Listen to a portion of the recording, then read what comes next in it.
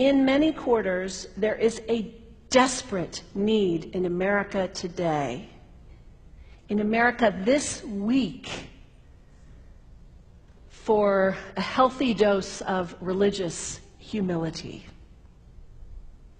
There are too many people getting too much face time on television who claim exalted status for Christianity and who are demeaning other faith traditions, particularly that of Islam. And my friends, this has got to stop. The trigger for this latest wave of intolerance is media coverage, many of you have seen it, about a plan to build a Muslim community center 2 blocks from Ground Zero. The center will have a mosque, an auditorium, and a pool. It is modeled after YMCAs and Jewish community centers all across the country. For all I know, it's got locker rooms and childcare. Now, to be very clear here, reasonable, faithful, caring people can disagree about how they feel about this facility being built so close to Ground Zero. But that does not justify the wave of fear and suspicion that has washed over this country over the last 10 days. The media are now calling this a wave of Islamophobia that is sweeping across America. I saw a story this week on CNN about a minister in Gainesville, Florida, who has declared September 11th of this year Burn the Quran Day. Thank you for your reaction. That was mine. This guy is a minister at a non-denominational church called the Dove World Outreach Center.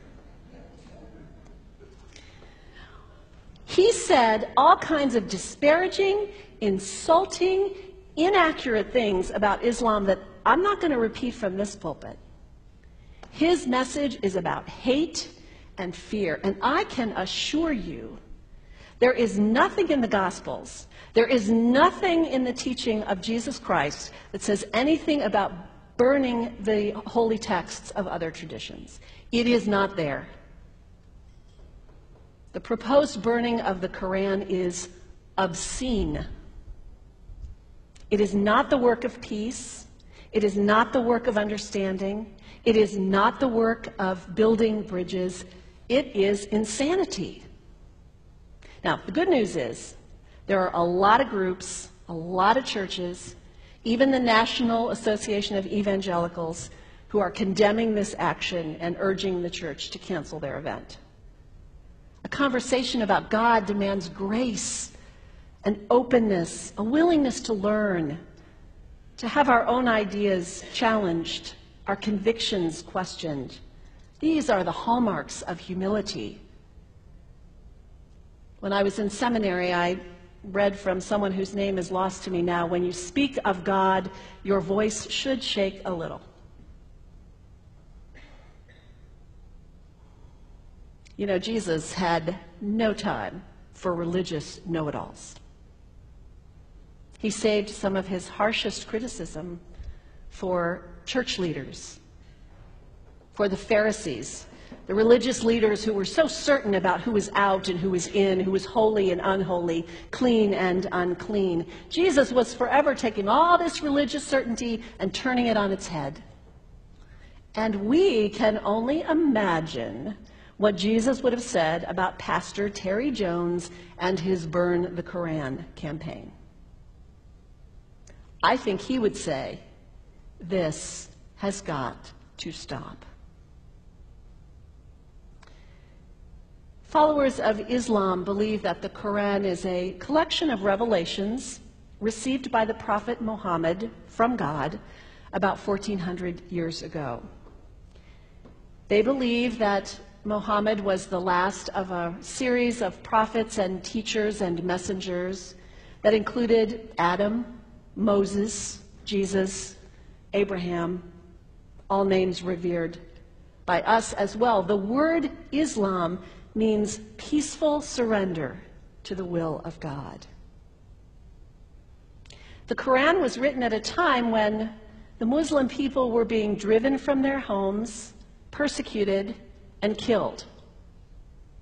The Old Testament was written at a time when Jewish people were being driven from their homes, persecuted, and killed.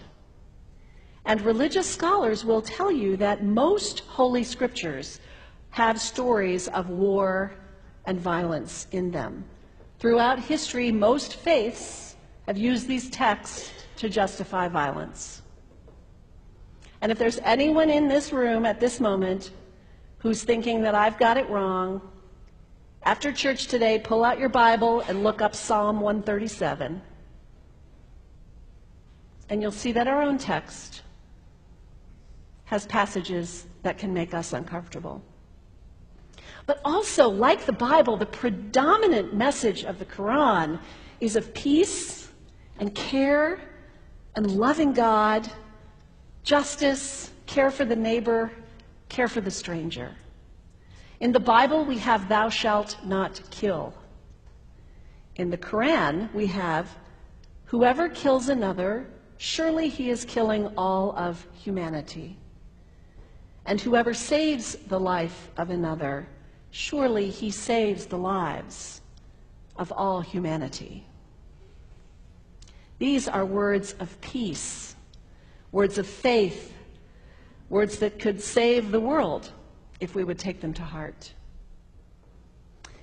The second thing you can do, the next time someone sends you one of those emails demonizing Islam, delete it. Don't forward it. Don't participate in the stereotyping. Don't give in to your fear. It's okay to be a little afraid. We all have those emotions. Just don't give in to it. Don't sign on for it. Don't focus on this tiny group of extremists who commit acts of violence. Focus on the hundreds of millions of Muslim people in the world who are people of faith, whose priorities and concerns and families are not so different from your own. And third, when you think of Muslim people, think of individuals. Think of the professor at Ohio State. Think of the engineer at Honda. Think of the teacher at the elementary school down the street. When you think of Muslim people, remember those who died on 9/11, not the hijackers. There was only a handful of them. Remember Mohammed Sunhami Hamandi. He was born in Pakistan. He came to the United States as a small child with his parents. He played high school football. He went to college. He became a part-time ambulance driver. He died, this Muslim young man, on 9/11, trying to rescue people and save lives. When you think of Muslim people, remember Mohammed Salahuddin Cloudhurry. He was a waiter at Windows on the World, which was at the top of the World Trade Center. He died that day. His wife had their baby 2 days later. When you think of Muslim people, remember Rama Salih. She was a woman, 28 years old. Her neighbors described her as fun and outgoing and generous. And she died on American Airlines Flight 11, 7 months pregnant with her first child. Remember the founder of the Islamic Circle of North America, who worked in the World Trade Center and also died on September 11th. That same group now is giving away tens of thousands of copies of the Quran in response to the campaign about burning the Quran. In the language of their own tradition, they are spreading words of faith and peace and hope. One of the ladies at the 8:30 service this morning said to me after, maybe we should declare September 11th, buy a Quran and read some of it. It is for us to share our message of love and hope and peace, but let us do it with grace and respect, and above all, humility.